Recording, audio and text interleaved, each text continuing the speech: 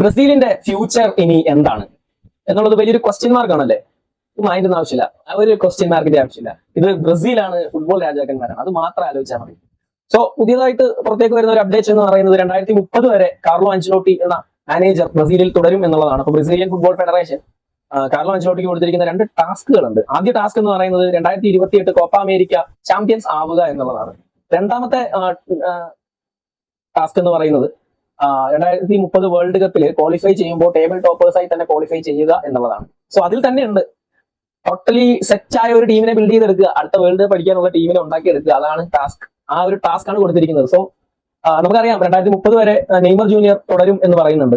അപ്പോ കാർലോ അൻചെലോട്ടിയെ സംബന്ധിച്ചിട്ട് as A Neymar fan ഞാൻ ആഗ്രഹിക്കുന്നത് നെയ്മർ തുടരണം എന്ന് തന്നെയാണ്. പക്ഷെ നമ്മൾ ഫാക്ട് ചിന്തിക്കുകയാണെങ്കിൽ കാർലോ അൻചെലോട്ടിയെ സംബന്ധിച്ച് അതൊരു പ്രതിസന്ധി നിറഞ്ഞ കാര്യമായിരിക്കുമോ എന്നുള്ളതാണ് എന്റെ സംശയം. കാരണം നെയ്മറെ ഉപയോഗിച്ചുകൊണ്ട് ഒരു ടാക്ടിക്സ് പ്ലാൻ ചെയ്യാൻ എന്തായാലും കഴിയില്ല എന്നുള്ള കാര്യം നമുക്കറിയാം. നെയ്മർ പെർഫോം ചെയ്യും. ഞാൻ സാന്റോസിന്റെ മത്സരങ്ങളൊക്കെ വാച്ച് ചെയ്യുന്ന ഒരാളാണ്. സോ സാന്റോസിൽ വൃത്തിയായി പെർഫോം ചെയ്യുന്നുണ്ട് നെയ്മർ.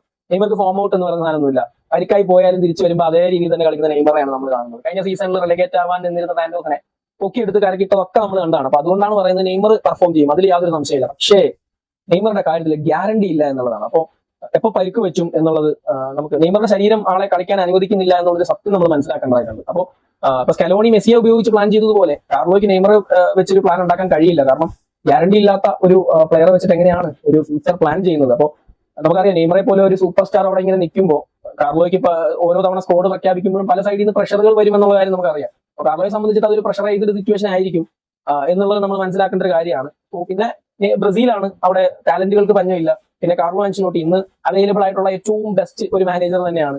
അപ്പൊ ആൾക്ക് ബ്രസീലിൽ ഒരു ആർക്കും തൊടാൻ കഴിയാത്ത ഒരു ടീമിനെ ഉണ്ടാക്കിയെടുക്കുക എന്ന് പറയുന്നത് ചെറിയ കാര്യമാണ്. അപ്പൊ അതെന്തായാലും ഉണ്ടാവും എന്നുള്ള കാര്യത്തിൽ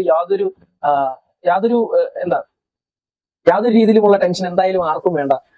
ആള് അത് ചെയ്തിരിക്കും. എന്തായാലും 2028 കോപ്പ അമേരിക്ക ചൂടിക്കൊണ്ട് തന്നെ ഫുട്ബോളിന്റെ രാജാക്കന്മാർ തിരികെ എത്തിയിരിക്കും എന്നുള്ളതാണ് പറയാനുള്ളത്. നിങ്ങളുടെ അഭിപ്രായങ്ങൾ കമന്റ് ചെയ്യുക. Thank you.